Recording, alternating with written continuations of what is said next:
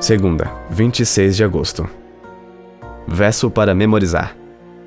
E, quando estiverem orando, se tiverem alguma coisa contra alguém, perdoem, para que o Pai de vocês, que está nos céus, perdoe as ofensas de vocês.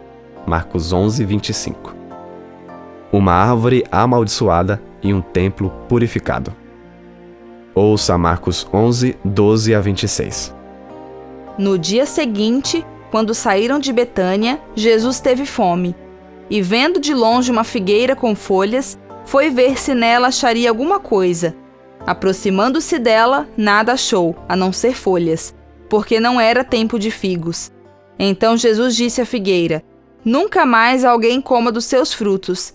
E os discípulos de Jesus ouviram isto, e foram para Jerusalém. Quando Jesus entrou no templo, começou a expulsar os que ali vendiam e compravam. Derrubou as mesas dos cambistas e as cadeiras dos que vendiam pombas, e não permitia que alguém atravessasse o templo carregando algum objeto. Também os ensinava e dizia: Não é isso que está escrito: a minha casa será chamada casa de oração para todas as nações? Mas vocês fizeram dela um covil de salteadores. E os principais sacerdotes e escribas ouviram isso e procuravam uma maneira de matar Jesus, pois o temiam, porque toda a multidão se maravilhava de sua doutrina. Em vindo a tarde, Jesus e os discípulos saíram da cidade. E passando eles pela manhã, viram que a figueira estava seca desde a raiz.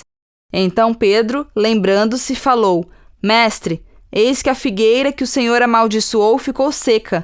Ao que Jesus lhes disse: Tenham fé em Deus.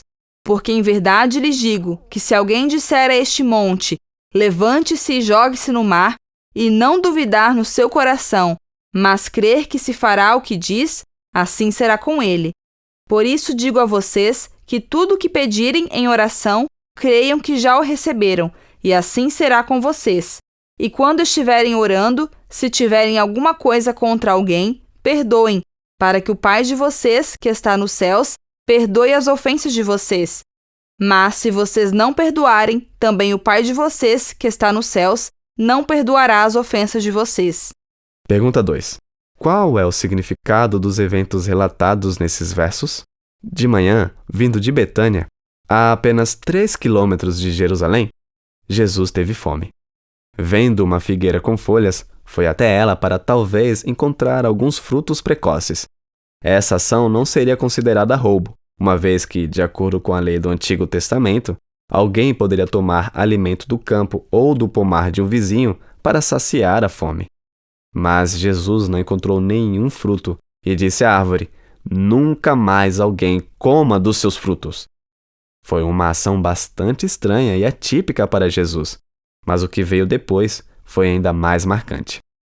A próxima cena provavelmente tenha ocorrido no pátio dos gentios, onde eram vendidos os animais para sacrifícios, uma prática iniciada por Caifás havia pouco tempo. E Jesus expulsou os vendedores do pátio para que a adoração silenciosa pudesse continuar. A ação dele foi uma afronta direta aos responsáveis pelo sistema do templo. Jesus ligou 2 passagens do Antigo Testamento como uma repreensão contundente ao comércio profano. Ele insistiu que o templo deveria ser uma casa de oração para todos os povos, incluindo enfaticamente os gentios. Depois acrescentou que os líderes religiosos tinham feito do templo um covil de ladrões. Então, no fim daquele dia extraordinário, Jesus deixou a cidade com seus discípulos. Na manhã seguinte, voltando para a cidade, os discípulos ficaram surpresos ao verem que a figueira estava seca desde a raiz. Ao explicar o que havia acontecido, Jesus ensinou sobre oração e perdão. O que tudo isso significa? Esses 2 relatos são a 4ª história em formato de sanduíche registrada em Marcos. Nessas histórias, a ironia dramatizada acontece quando personagens paralelos realizam ações opostas ou personagens opostos realizam ações paralelas. Em Marcos 11, a figueira e o templo estão em paralelo. Jesus amaldiçoou a árvore, mas purificou o templo. Ações opostas. Mas a ironia é que os líderes religiosos, a partir de então, iriam conspirar para matar Jesus, e essa ação significaria o fim do significado dos serviços do templo, que se cumpriram em Cristo. Que coisas em sua vida você precisa que Jesus purifique? Como isso pode acontecer?